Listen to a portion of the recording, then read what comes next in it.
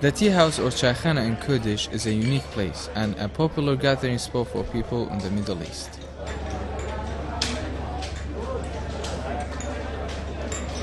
Here you find people talking, playing games,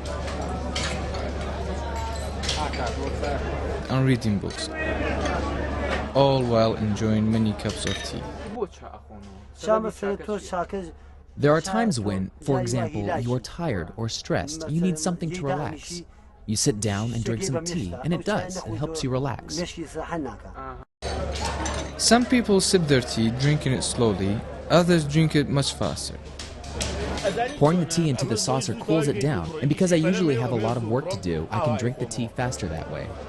This particular Chaikhana was started in the 1950s, making it one of the oldest and most revered in Sulaimaniyah, and really all of Kurdistan. My father started off as a server at a tea house, and eventually he bought this small room, and it just grew from there, one step at a time. And now here we are in this large space. One of the best things about this Chaikhana is that many people share ideas and discuss issues while drinking tea. This particular tea house is known as an intellectual hub in Sulaimaniyah, and even all of Kurdistan. Because of that, it's a place where poets, writers, and intellectuals gather to spend time discussing many issues and ideas. We can find new books, newspapers, and interesting articles here at the tea house, so many of us spend most of our time here.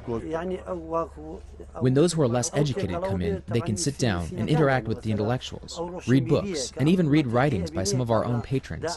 And in doing so, they can learn many things.